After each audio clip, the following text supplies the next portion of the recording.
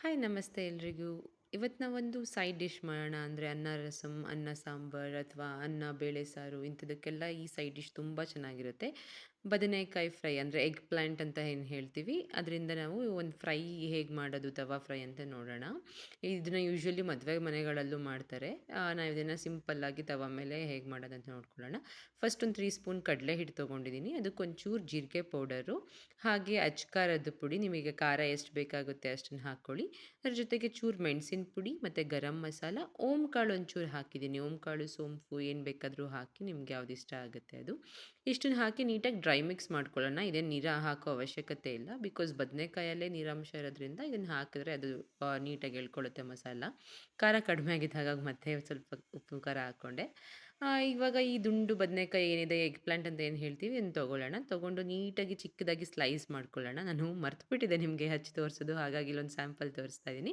ಈ ಥರ ನೀಟಾಗಿ ಚಿಕ್ಕದಾಗಿ ಸ್ಲೈಸ್ ಮಾಡಿಕೊಂಡು ಆ ಪುಡಿನೆಲ್ಲ ಈ ಥರ ಇದ್ರ ಮೇಲೆ ಹಾಕ್ಕೊಳ್ಳೋಣ. ಜಾಸ್ತಿ ಹೊತ್ತು ಬಿಡಬಾರ್ದು, ಕಪ್ಪಾಗಿಬಿಡುತ್ತೆ. ಸೊ ಮಿಕ್ಸ್ ಮಾಡ್ಕೊಳ್ಳುವಾಗ ಹೆಚ್ಕೊಂಡು ಇನ್ಸ್ಟೆಂಟಾಗಿ ಹಾಗೆ ಈ ಥರ ಮಿಕ್ಸ್ ಮಾಡ್ಕೊಳ್ಳಿ. ನಾನು ಆಗಲೇ ಹೆಚ್ಚಿಟ್ಕೊಂಡಿದ್ದೀನಿ ಇದನ್ನೆಲ್ಲ. ನಾನಿಲ್ಲಿ ತವಾ ಕಾಯಕ್ಕೆ ಇಟ್ಕೊಂಡಿದ್ದೀನಿ. ಅದಕ್ಕೆ ಸ್ವಲ್ಪ ಎಣ್ಣೆ ಹಾಕಿ, 1-2 ಸ್ಪೂನ್ ಎಣ್ಣೆ ಹಾಕಿ ಈ ಥರ ತವಾ ಮೇಲೆ ನಾವು ಆವಾಗಲೇ ಮಾಡ್ಕೊಂಡಿದ್ದ ಮಿಕ್ಸ್‌ನ ಒಂದು 2 ಮಿನಿಟ್ಸ್ ಬಿಟ್ಟು ಹಾಕೋಣ. ಅಷ್ಟರಲ್ಲಿ ನೋಡಿ ಇಲ್ಲಿ ತೇವಾಗಿ ಕಾಣ್ತಿದೆ ಅನಿಸುತ್ತೆ ನಿಮಗೆ. ಅದು ನೀಟಾಗಿ ಮಸಾಲ ಎಲ್ಲ ಎಳ್ಕೊಂಡಿರುತ್ತೆ ಬದನೆಕಾಯಿ.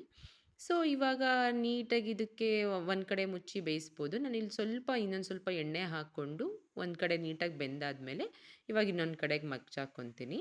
ಆ್ಯಕ್ಚುಲಿ ಈ ಥರ ಎಲ್ಲ ನಾವು ಮನೆಯಲ್ಲೇ ಸೈಡ್ಸ್ ಮಾಡ್ಕೊಂಡು ತಿನ್ನೋದ್ರಿಂದ, ಅಂದರೆ ಇದು ತರಕಾರಿನ ಈ ಥರ ಸೇವಿಸೋದ್ರಿಂದ ಒಳ್ಳೆಯದು ಇರುತ್ತೆ. ಇದು ತುಂಬ ಚೆನ್ನಾಗಿ ಬರುತ್ತೆ ಟೇಸ್ಟು, ಆ್ಯಂಡ್ ಎಲ್ರಿಗೂ ಇಷ್ಟ ಆಗುತ್ತೆ. ಬದನೆಕಾಯಿ ಇಷ್ಟ ಆಗೋರ್ಗಂತೂ ತುಂಬ ಚೆನ್ನಾಗಿರುತ್ತೆ. ನೀವು ಇದನ್ನು ಟ್ರೈ ಮಾಡಲೇಬೇಕು ಅನ್ನ ಸಾಂಬಾರು ಜೊತೆಗೆಲ್ಲ. ಈ ರೀತಿ ಮನೆಯಲ್ಲೇ ಸ್ಪೆಷಲ್ಲಾಗಿ ರುಚಿಕರವಾಗಿ ಸೈಡ್ಸ್ ಮಾಡ್ಕೊಳ್ಳಿ, ಚೆನ್ನಾಗಿ ತಿನ್ನಿ. ಹಾಗೆ ಇದು ತುಂಬ ತಿನ್ ಸ್ಲೈಸಸ್ ಮಾಡ್ಕೊಳ್ಳೋದ್ರಿಂದ ನಮಗೆ ಟೈಮೂ ತೊಗೊಳಲ್ಲ. ಎಷ್ಟೊತ್ತು ಮಾಡೋದಪ್ಪ, ಯಾರು ತಿಂತಾರೆ ಅನ್ನೋ ಥರ ಎಲ್ಲ ಇರಲ್ಲ. ಒಂದು 5 ನಿಮಿಷಕ್ಕೆಲ್ಲ ನೀಟಾಗಿ ಬೆಂದೋಗ್ಬಿಡುತ್ತೆ ಚೆನ್ನಾಗಿ. ಸೊ ಸೊ ಆದಷ್ಟು ಮನೆ ಊಟ ತಿನ್ನಿ, ಪ್ರೀತಿಯಿಂದ ಅಡುಗೆ ಮಾಡಿ, ಎಲ್ಲನೂ ಚೆನ್ನಾಗಾಗುತ್ತೆ. Thank you all.